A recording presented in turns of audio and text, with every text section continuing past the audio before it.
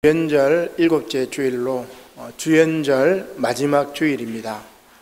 주연절기는 예수님께서 현현하시어 공생의 사역을 펼치시는 그런 절기입니다. 이제 제5일 수요일인 2월 22일을 기점으로 부활절 4월 9일이죠. 그 전날까지 주일을 뺀 40일 동안 사순절기가 시작됩니다. 따라서 이제 신묘년 토끼 이야기도 오늘로 제가 마지막으로 하려고 합니다. 그동안 이제 토끼의 좋은 점을 소개를 했는데 오늘은 관점을 조금 바꾸어서 토끼의 어리석음을 소개하고자 합니다. 먼 옛날 인도의 법료 왕이 바라나시를 다스리는 시절이었습니다. 이 바라나시 근처 숲속에 토끼 한 마리가 큰 열매가 열리는 나무 밑에서 살고 있었습니다. 어느 날 토끼는 나무 밑에 누워서 만약 이 대지가 무너지면 나는 어디로 갈까? 이런 쓸데없는 생각을 하고 있었습니다. 그때 문득 토끼 옆에서 쿵 하는 소리가 났습니다. 시급한 토끼는 세상이 지금 무너지고 있다라고 생각하며 뒤도 돌아보지 않고 내달리기 시작했습니다. 토끼가 죽을 힘을 다하여 어디론가 달려가는 것을 본 다른 토끼들이 야, 너 어디로 그리 뛰어가니? 라고 물었고 토끼는 빨리 도망쳐야 돼. 지금 세상이 무너지고 있다고. 이렇게 말하고는 뒤도 돌아보지 않고 도망을 갔습니다. 그러자 다른 토끼들도 뭔가 큰일이 일어났구나 이렇게 생각을 하고 더는 묻지도 않고 앞에 달려가는 토끼를 따라서 막 달려가는 것입니다. 이렇게 해서 수많은 토끼가 들판을 달리게 되었습니다. 토끼들이 떼지어 달리는 모습을 보고 사슴이 따라 달렸고 그들을 이어 돼지, 소, 물소, 코뿔소, 호랑이, 사자 그리고 코끼리까지 온 숲의 동물들이 내달리게 되었습니다. 어느새 숲속은 천지가 무너지는 것처럼 요란해졌습니다. 숲을 다스리던 사자왕이 이 모습을 보고 너희들 뭐냐? 도대체 무슨 일이냐? 라고 물어도 짐승들은 들은 채도 하지 않고 지금 세상이 무너지고 있답니다 라고 대답하며 바닷가 쪽으로 뛰어가기만 할 뿐이었습니다. 이러다가 단체로 바다에 뛰어들겠다고 생각한 사자는 그대로 짐승들 앞으로 달려가서 강제로 짐승들을 멈추게 했습니다. 그리고 동물들에게 이렇게 묻습니다. 대체 세상이 무너진다는 말을 어디서 누구한테 들었느냐?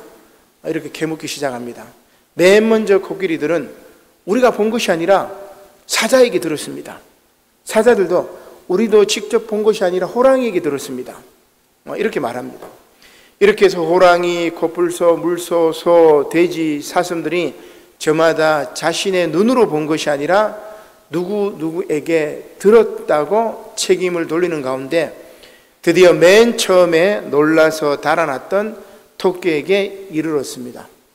사자왕이 토끼에게 네가 세상이 무너지는 것을 봤다고? 이렇게 묻습니다. 그러자 토끼는 제가 보았습니다. 큰 나무 밑에 누워 세상이 무너지면 나는 어디로 갈까라고 생각하고 있을 때 갑자기 쿵 하고 세상이 무너지는 소리가 났습니다.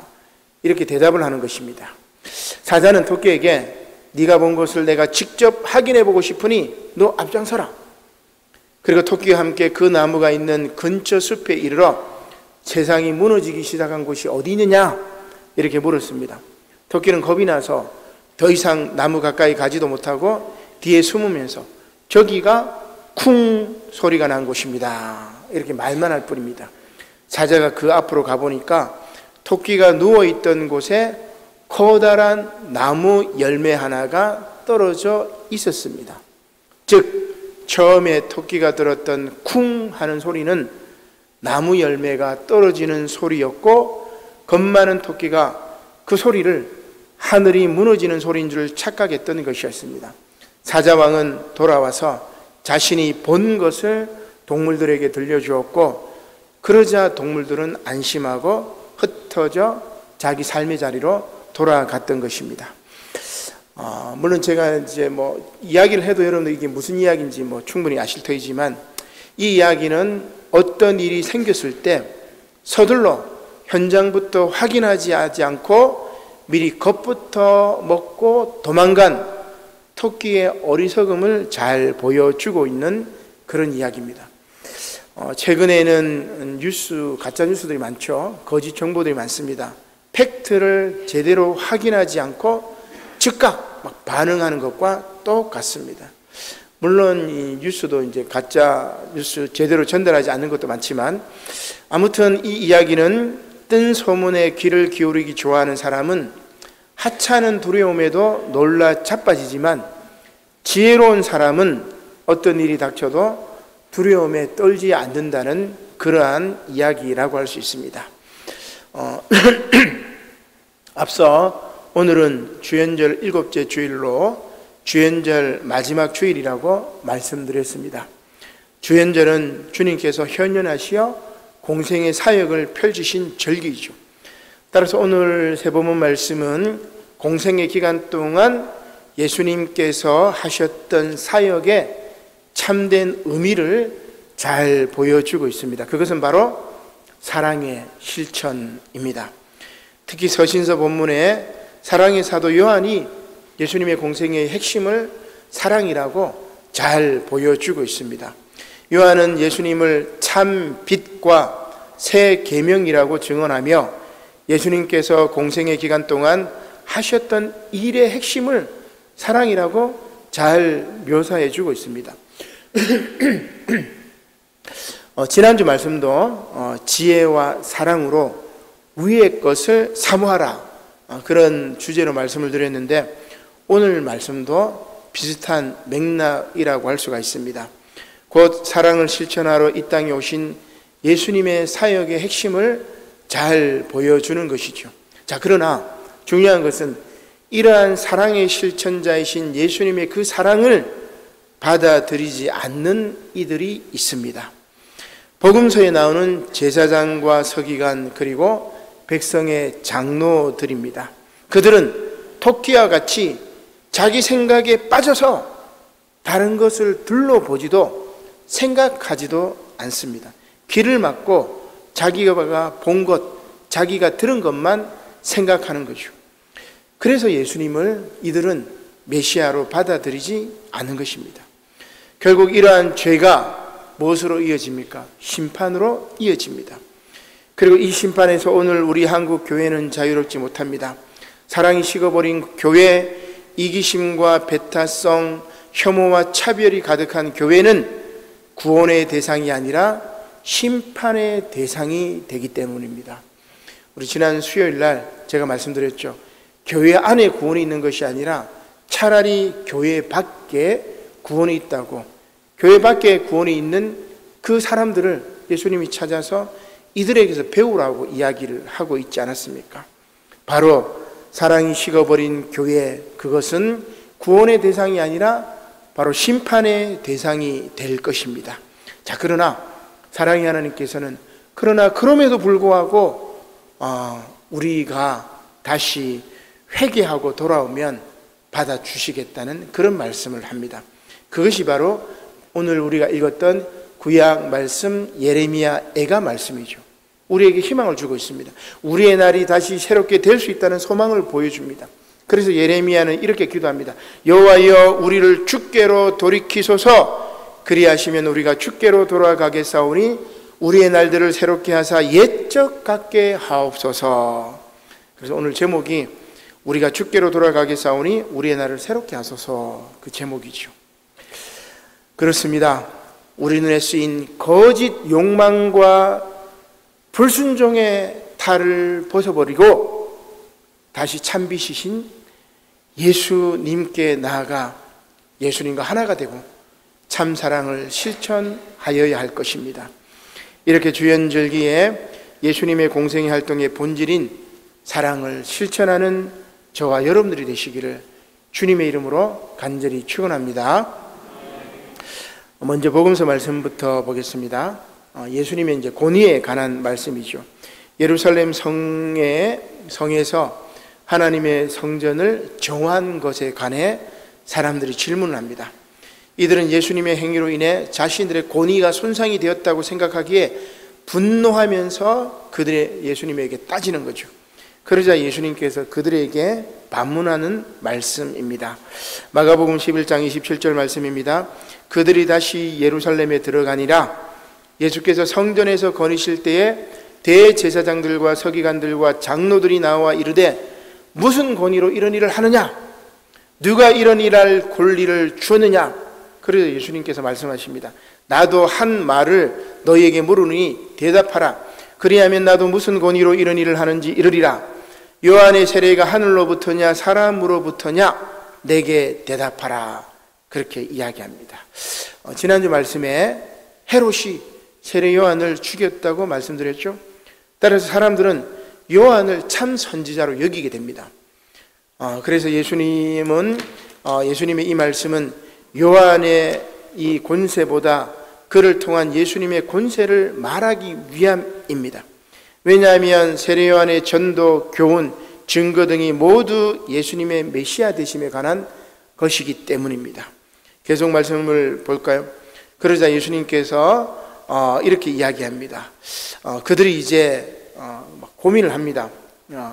만일 하늘로부터라고 하면 어찌하여 그를 세례 요한을 믿지 아니하느냐 할 것이니, 그러면 사람으로부터 이렇게 할까 대답하면 모든 사람이 요한을 선지자로 여김으로 그들이 백성을 두려워해서 그렇게 말을 하지 못합니다.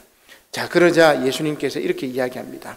나도 무슨 권위로 이런 일을 하는지 너희에게 이르지 아니하리라. 자, 저는 이 말씀을 가만히 보면서 무슨 생각을 했냐면은, 드디어 예수님께서 대제사장들과 서기관, 율법학자들이죠. 우리로 지금으로 치면 이제 신학자들 이렇게 얘기할 수 있습니다. 대제사장은 목회자들이라고 할 수 있겠죠. 그리고 장로들, 백성의 장로들과 갈라지는 장면입니다. 이것을 우리 식으로 얘기하면 뭡니까? 예수님께서 목회자들과 그리고 신학자들 그리고 장로들과 갈라지는 장면입니다. 너무나 서글프지요. 이들은 앞서 말씀드린 토끼와 같이 자기 생각에 갇혀 예수님을 메시아로 받아들이지 않습니다. 창조주 하나님의 아들이신 예수님보다 자신들의 종교적인 권력, 자신들의 종교적인 위신, 자신들의 종교적인 체면이 중요했기 때문에 오늘 예수님이 이 땅에 다시 오시면 우리는 예수님을 십자가에 다시 이렇게 못을 박을 것입니다. 오늘 한국 교회가 예수님을 믿는다고 하지만 제대로 믿지 않는 것과 같습니다. 종교 장사를 하고 예수님을 팔아먹고 살면서 자신의 지위와 권력에 안주하는 것과 또 같습니다. 따라서 예수님 당시나 지금이나 그 본질은 똑같습니다. 바로 형제를 사랑하지 않는다는 것입니다. 이웃을 혐오하고 차별한다는 것입니다. 그것도 예수님의 이름으로. 그래서 예수님은 그들과 갈라지게 되는 거죠. 사랑의 본체이신 주님을 알지 못하는 것이 바로 그 증거입니다. 따라서 서신서에서 사도 요한은 하나님과 교제 방법으로 뭘 이야기합니까? 형제 사랑을 이야기합니다. 요한일서 2장 7절의 말씀입니다. 사랑하는 자들아, 내가 새 계명을 너희에게 쓰는 것이 아니라 너희가 처음부터 가진 옛 계명이니 이 옛 계명은 너희가 들은 바 말씀이거니와 다시 내가 너희에게 새 계명을 쓰노니 그에게서와 너희에게도 참된 것이라. 이는 어둠이 지나가고 참빛이 벌써 비침이니라. 이제 어둠이 지나고 참빛이 비추어졌습니다. 옛 계명이, 모세에게 주었던 옛 계명이, 십계명이 돌판에 새겨졌다면 이제 새 계명은 우리 마음판에 쓰여졌습니다. 참빛이 우리에게 비추어짐으로 어둠이 지나갔습니다. 사랑이신 주님께서 우리와 함께 하십니다. 따라서 형제를 사랑하는 것이 빛 가운데 거하는 것이며 하나님을 사랑하는 사람입니다. 요한은 이렇게 이야기합니다. 요한일서 2장 9절의 말씀입니다. 빛 가운데 있다면서 그 형제를 미워하는 자는 지금까지 어둠에 있는 자요, 그의 형제를 사랑하는 자는 빛 가운데 거하여 자기 속에 거리낌이 없으나 그의 형제를 미워하는 자는 어둠에 있고 또 어둠에 행하며 갈 곳을 알지 못하나니 이는 그 어둠이 그의 눈을 멀게 하였음이라. 오늘도 찬빛이 비추어도 깨닫지 못하고 어둠에 거하는 사람들이 많이 있습니다. 토끼와 같이 자기 생각이 갇혀서 갇혀있는 많은 종교인들이 그렇습니다. 오늘 배타성과 혐오로 똘똘 뭉친 한국 교회가 그렇습니다. 따라서 심판은 이방인이 아니라 바로 오늘 우리들에게 임하는 것입니다. 교회 안에 구원이 있는 것이 아니라 교회 밖에 구원이 있고 심판은 믿는다 말하는 이들에게 임하는 것입니다. 만약 믿는 자들이 똑바로 제대로 믿지 않는다면 말입니다. 예수님 당시 제사장과 서기관 그리고 백성의 장로들이 그랬습니다. 또한 그 옛날 선민 이스라엘 백성들도 그랬습니다.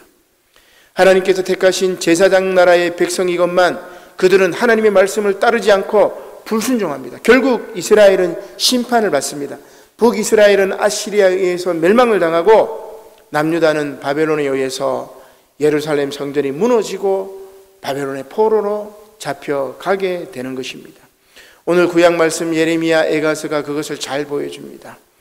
유다의 멸망이 죄악에 대한 하나님의 징벌임을 고백하고 하나님께 구원과 회복을 간절히 요청하는 그러한 절규입니다. 우리 앞서 읽었지만 예레미야 5장 1절로 5절의 말씀 제가 다시 한번 봉독해 드리겠습니다. 여호와여, 우리가 당한 것을 기억하시고 우리가 받은 치욕을 살펴보옵소서. 우리의 기업이 외인들에게, 우리의 집들도 이방인들에게 돌아갔나이다. 남유다의 모든 재산이 바벨론에게 기속된 거죠. 포로로 잡혀간 겁니다. 우리는 아버지 없는 고아들이오며 우리의 어머니는 과부들 같으니 우리가 은을 주고 물을 마시며 값을 주고 나무들을 가져오며 우리를 뒤쫓는 자들이 우리의 목을 눌러 싸우니 우리가 기진하여 쉴 수 없나이다. 하나님의 백성이건만 하나님의 말씀을 순종하지 않았기 때문에 이들이 심판을 받은 겁니다. 여러분, 이게 이스라엘 백성들, 유다 백성들의 이야기입니까? 아닙니다. 오늘 우리들의 이야기입니다. 앞으로 닥쳐올 한국 교회의 미래의 이야기입니다. 지금도 그렇지만 지난 3년 동안 코로나 팬데믹으로 인해 우리는 모두 큰 고통에 빠졌습니다. 지구촌이 위기입니다. 우크라이나와 러시아의 전쟁은 끝날 줄을 모릅니다. 미얀마 군부 쿠데타는 2주년을 맞아 비상사태를 연장하고 있습니다. 미국과 중국은 대만을 두고 이제 경제 전쟁에 돌입하고 있습니다. 지금 이제 핫 이슈가 뭐냐면 챗 GPT입니다. 우리가 지난번에 제가 종교와 과학 목회자 포럼 거기 가서 챗 GPT 이야기를 해가지고 그럼 목사님이 챗 GPT 발제를 한번 해라고 3월 달에 이제 우리가 줌으로 이제 세미나 할 때 제가 챗 GPT 관련 이제 글을 써서 이제 발표를 할 터인데 여러분 챗 GPT가 뭐냐면은 이렇게 물으면 답을 해줍니다. 그래서 논문도 써주고 그 다음에 코딩도 해줘요. 그래서 뭐 테드릭스 코딩 해줘 하면은 그 코딩 그겠다. 코딩은 이제 컴퓨터 언어니까 그걸 가지고 실행을 하면은 바로 프로그램이 이제 오락 프로그램이 막 뜨게 됩니다. 그러니까 코딩까지 할 수 있는. 그래서 설교도 부탁해. 뭐 장례식 설교를 부탁해 하면은 또 뚝딱 나와요. 앞으로 이제 여러분 설교는 챗 GPT가 다 하게 됩니다. 그래서 챗 GPT 시대에 설교는 어떻게 해야 되느냐. 근데 제가 이렇게 열심히 이렇게 공부를 하다 보니까 가지고 있는 대량의 정보를 종합해 가지고 보여주는 건 잘합니다. 그래서 우리가 이렇게 질문을 잘해야 돼요. 질문을 잘하면 굉장히 이게 유용할 겁니다. 그래서 아이들이 공부할 때도 아마 챗 GPT가 굉장히 많이 도움이 될 거고 그러나 이제 그냥 물어보고 답하는 것들만 이렇게 하면은 인간이 더 이상 머리를 쓰진 않겠죠. 그래서 제가 이렇게 보니까 뭐가 부족하냐면은 서로 다른 것을 연결해 가지고 새로운 것을 만들어내는 융합 통합성이 부족합니다. 이 창조성이 부족하죠. 그래서 제가 딱 보니까 챗 GPT 시대의 설교는 세본문 설교가 답이구나, 그 생각이 많이 들었어요. 세본문이 어떻게 연결되는지, 이것을 구속사적 관점이라든지 그 다음에 또 삼위일체적인 관점이라든지 이것을 이 챗 GPT가 알 수도 없고 할 수도 없는 것 같아요. 그러나 한 본문을 딱 주어지고 이것을 이렇게 설교를 하라면은, 감동적인 예화 넣고 해라 하면은 굉장히 잘합니다. 앞으로 이제 대부분 목사님들이 아마 그렇게 설교를 쓰겠죠. 그러나 세본문 설교를 하는 분들은 그렇게 할 수는 없을 것 같아요. 이 창조적인 것이 GPT를 따라오지 못하기 때문에. 아무튼 이렇게 세상이 이 챗 GPT 때문에 뭡니까?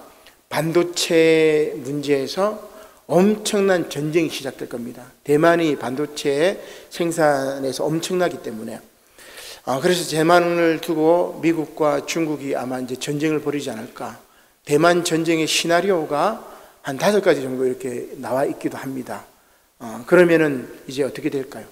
우리 한반도가 가깝기 때문에, 또 미군 기지가 우리 오산에도 있고 오키나와에도 있고, 중국이 대만을 침공할 때는 가장 먼저 비행기를 폭발을 시켜야 되기 때문에 오산 공군기지나 오키나와 공군기지에 폭격을 하겠죠. 그 다음에 육군이 대만으로 이제 진행을 하게 될 겁니다. 세상이 이렇게 아주 위기에 처해 있습니다. 그리고 특별히 3월에 한미 군사훈련을 앞두고 있는데 북한이 지금 열받고 있습니다. 굉장한 역사상 이때까지 없었던 독수리 훈련의 다른 이름을 바꿔서 다른 훈련을 바꿨는데 엄청난 전쟁 준비 훈련입니다. 북한도 지금 이제 이를 갈고 있는 거죠. 아마도 휴전선 근처에서 국지전이 일어나지 않을까, 그런 우려를 하고 있는 분들이 많이 있습니다. 그렇게 국지전이 일어나야 또 이제 정권을 잡은 사람 입장에서는 국민들을 하나로 딱 뭉쳐가지고 자신의 지지율을 끌어올릴 수 있기 때문에 그렇습니다. 그러니까 세상이 지금 미쳐 돌아가고 있는 것이죠. 특히 지난 2023년 2월 6일 튀르키예 남부 지역과 시리아 북서부 지역을 강타한 규모 7.8의 강진으로 튀르키예 역사상 최악의 인명피해가 있었습니다. 지구촌이 지금 참 어렵습니다. 기후위기, 지진위기, 그리고 인간의 위기로 지구촌은 걱정, 근심이 끊어질 날이 없습니다. 에가서의 절규가 예레미야만의 절규가 아니라 오늘 우리 모두의 절규가 되는 것이죠. 그러나 희망이 있습니다. 우리가 다시 주께로 돌아가면 됩니다. 에가서 5장 19절 말씀이죠. 여호와여, 주는 영원히 계시오며 주의 보좌는 대대 일어나이다. 주께서 어찌하여 우리를 영원히 잊으시오며 우리를 이같이 오래 버리시나이까. 여호와여, 우리를 주께로 돌이키소서. 그리하시면 우리가 주께로 돌아가겠사오니 우리의 날들을 다시 새롭게 하사 옛적 같게 하옵소서. 주께서 우리를 아주 버리셨사오며 우리에게 진노하심이 참으로 크시리이다. 예레미야가 그렇게 절규하고 있습니다. 사랑하는 성도 여러분, 주님께로 돌아가야 합니다. 사랑이 주님께로 다시 돌아가야 합니다. 그래야만 우리가 새롭게 될 수 있는 거죠. 이것은 주님의 사랑을 다시 기억하는 것입니다. 우리 사진을 화면 한번 넘겨볼까요? 기억에 관한 아주 의미 있는 그림입니다. 국내 일러스트레이터 사파가죠. 이 명민호 작가의 그림입니다. 지금 튀르키예도 이 그림을 보고 한국인 고맙다 막 이런 답글도 있고 댓글도 있고 막 그렇습니다. 왼쪽에 이런 흑백은 어떤 그림이냐면은 6.25 전쟁 당시에 우리 터키라고 그러죠, 그죠? 2022년부터 튀르키예로 바뀌었습니다. 터키라는 말은 영어로 얼간이 욕입니다, 욕. 이제 튀르키예는 용감한 사람들의 땅. 그래서 이제 터키라는 말보다는 튀르키예로 이제 우리가 부르는 게 맞아요. 얼간이 나라 이렇게 얘기하는 게 맞지 않죠. 터키 사람들이 들으면 굉장히 기분이 나쁩니다. 그래서 튀르키예, 용감한 사람들의 땅, 이렇게 이제 튀르키예로 이제 부르는데 6.25 전쟁 당시에 튀르키예 군인들이 많이 참전했습니다. 그죠? 그래서 전쟁 고아로 보이는 소녀의 머리를 쓰다듬으면서 돌봐주는 모습이 바로 왼쪽의 그림이죠. 그리고 오른쪽에는 뭐예요? 똑같은 구도이지만 오른쪽에는 튀르키예 지진으로 구조활동을 벌이고 있는 한국 긴급구호대 대원이 구조한 튀르키예 소녀에게 물을 먹이고 있는 그런 모습입니다. 이게 기억에 관해서 아주 의미 있는 그림이에요. 지금 한반도에 다시 전쟁이 일어나서 여러분 오른쪽 그림으로 가야 됩니까? 원하는 사람들도 있습니다. 몇몇은 그걸 원하죠. 그죠? 그러나 대부분은 원하지 않습니다. 그죠? 우리가 기억을 해야 됩니다. 옛날을 기억해야 되고 또 우리를 도와줬던 손길도 기억해야 되고 저 전쟁의 참상을 기억하고 다시는 저런 일이 일어나서는 안 된다. 저 지진의 참상을 기억하고 그들을 보살피고 그들을 도와주고 그리고 다시는 이러한 위기가 일어나서는 안 된다. 지진도 마찬가지, 코로나 바이러스도 마찬가지, 전쟁도 마찬가지. 우리가 뭐예요? 쉽게 잊어버립니다. 망각을 해버려요. 잊지 말아야 됩니다. 그죠? 어떤 경제 지표를 이렇게 보면은 일본, 미국, 세계 경제 지표는 지금 바닥을 치고 올라가고 있어요. 그러나 우리나라 경제 지표만 쭉 지금 가라앉고 있습니다. 그죠? 언론이 잘 보도하지 않고 있지만 동아일보에서 이렇게 보도한 걸 보면은 우리나라만 지금 이렇게 극도로 밑으로 치솟고 있습니다. 밑으로 가라앉고 있는 거죠. 우리가 지금 망각하고 있어요. 좋았던 시절을 망각하고 지금 너무나 악화되고 있는 이 상황 속에서 우리가 뭘 해야 될까? 다시 기억하고 다시 돌아가서 우리의 날들이 새롭게 되기를 간절히 바라고 그것을 위해서 오늘 가장 우선적으로 할 것은 무엇입니까? 우리가 주께로 돌아가겠사오니 우리의 날을 주님 다시 새롭게 하옵소서 그렇게 간절히 기도하시는 저와 여러분들이 되시기를 주님의 이름으로 간절히 축원합니다. 아멘. 기도드리겠습니다. 고마우신 하나님 감사를 드립니다. 오늘 말씀처럼 참으로 어리석은 토끼가 참으로 정확한 상황을 파악하지 아니하고 도망갔던 것처럼 주님 우리도 이 어리석은 토끼처럼 자기 생각에 빠져서 주님을 바라보지 못하고 자기 생각에 빠져서 망각하고 자기 생각에 빠져서 이웃을 돌보지 아니하고 자기 생각에 빠져서 혐오와 차별로 가득 찬 우리의 마음속에 그리스도 예수의 사랑으로 다시 변화되게 하시고 우리가 주께로 돌아가겠사오니 우리의 날들을 새롭게 하여 주시옵소서. 간절히 기도하오니 하나님 저희들의 기도를 들어주시어 이 지구촌에 또 이 한반도에 이 땅에 그리스도의 평화가 가득 차 넘칠 수 있도록 은혜를 허락하여 주시옵소서. 감사를 드리며 예수님의 이름으로 기도드립니다. 아멘.